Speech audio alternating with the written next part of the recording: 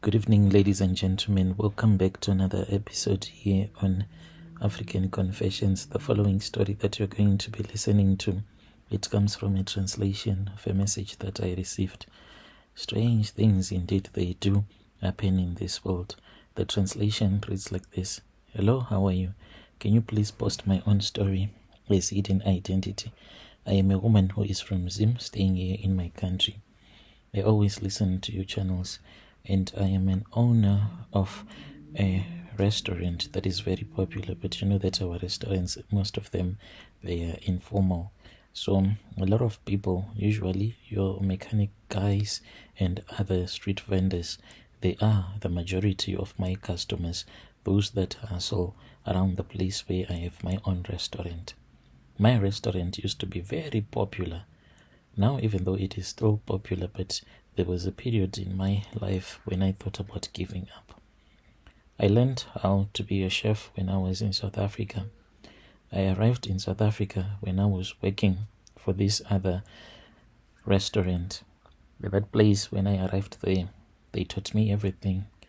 And then I thought of investing back home. Me and my husband, we saved a lot of money.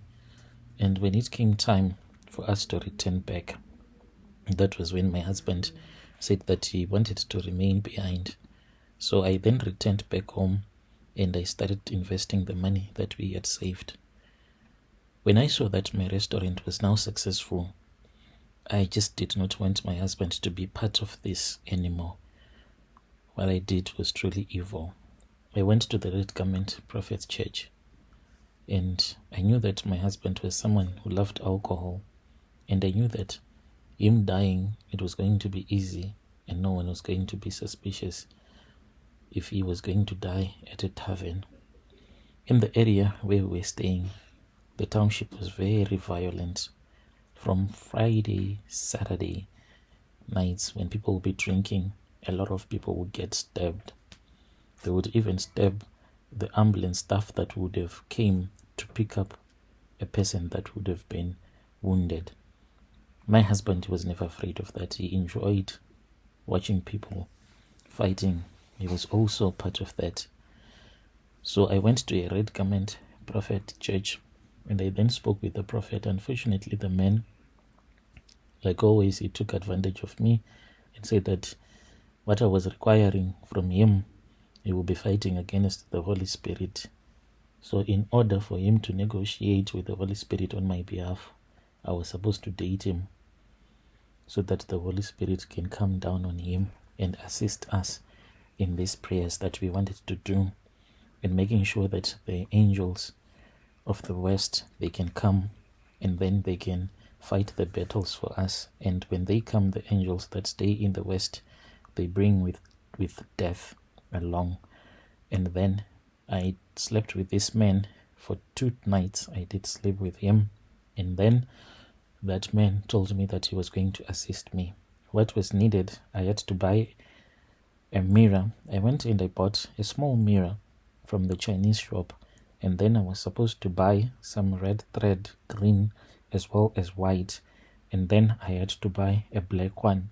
After that, I was told to buy some eggs and a needle, and after I had bought everything, I returned back to him. I gave the man the money that he wanted, and after that, we then went into a bushy area. After we had sat down, spoke about our love, then came time for the ritual. We were standing on top of a rock when we did these rituals. He made me to kneel down and gave me that small mirror, and he said that I was supposed to call the name of my husband. So I said, Tinashe, Tinashe, Yapano, not his real name. I was saying, Tinashe, come here. It is I, your wife, that is calling you. Appear now in this mirror. And yes, indeed, he appeared in the mirror. I had another empty beer bottle that I had.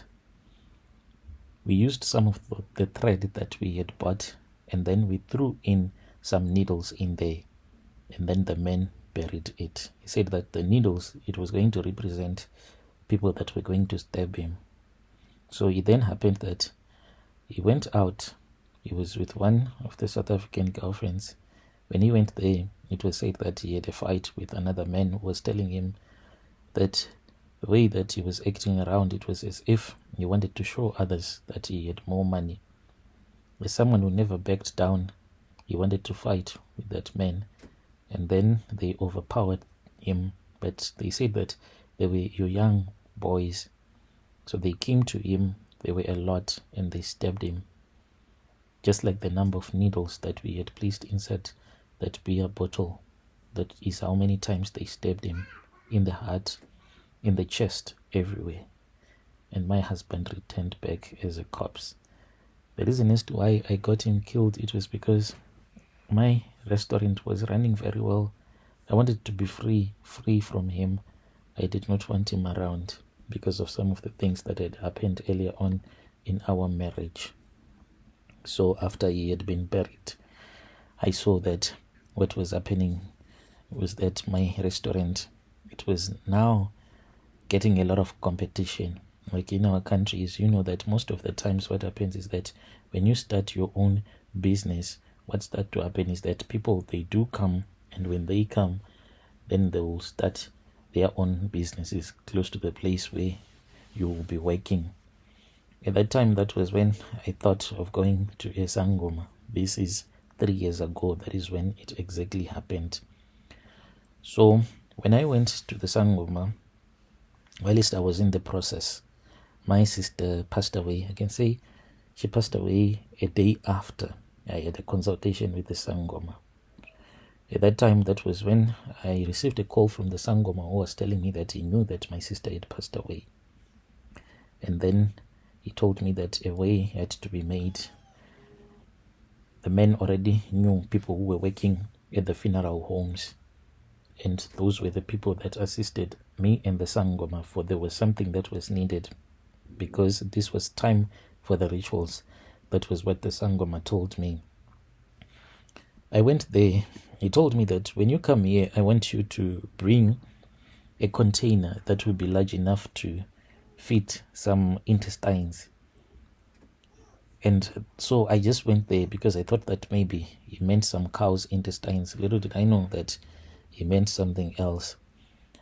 I went there with some bowls that were Tupperware, and when I arrived at the mortuary, that was when I saw my sister. But they had covered her so that I cannot see that they had her stomach wide open. And then that was when I saw the gruesome thing. They removed the blanket, and after they had removed the blanket, I saw that her stomach was wide open, for they had cut her, and they had removed her intestines. They had taken the liver, the heart, but those ones, they belonged to the Sangoma, so I was told. One of the guy opened up that bowl, the Tupperware one, and then just grabbed the intestines that was inside a plastic bag and just dumped them in there. I wanted to vomit. I panicked, but I knew that this was what had to be done.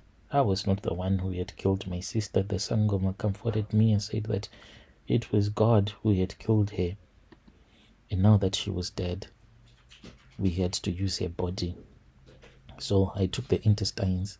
After that, I was made to bring them to my kitchen. I did not go straight to the place where we were having the funeral at my late sister's house. I went straight to my home. My kids were there. I went to the bedroom and I packed everything, the intestines, and I placed them in the deep fridge, and I told my kids that they were not supposed to touch anything. Then I returned back to the funeral. After my sister had been buried, that was when I was told that I had to wait until her body had started rotting. Then I was told by the traditional healer, and he said that apothecary, it means that the worms had now started eating her dead body, and it was time for me to use her intestines. The first dish that I served to this other man, he had one piece of my sister's intestines, because on that day I was the one who cooked everything. I had chopped them intestines to make them look like they were mincemeat, and I mixed it with everything. He looked at me and he started nodding, and he was like, this is nice. This is really nice. He then called to his other friend. He was like, John, come here. Come and taste this food. This is nice. They ate that plate and they ordered again. And they ordered the third thing. And when they ordered the third plate, I was smiling, really smiling. From there on, they kept on coming to my restaurant to this day.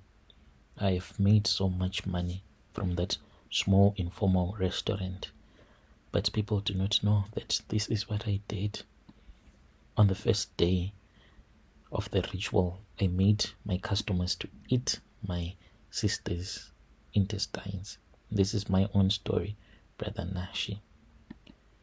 Dear listeners, right there was a message that was sent to me by one of our sister right there. Strange things indeed, they do happen in this world. Can you just imagine? Can you just imagine? Yo,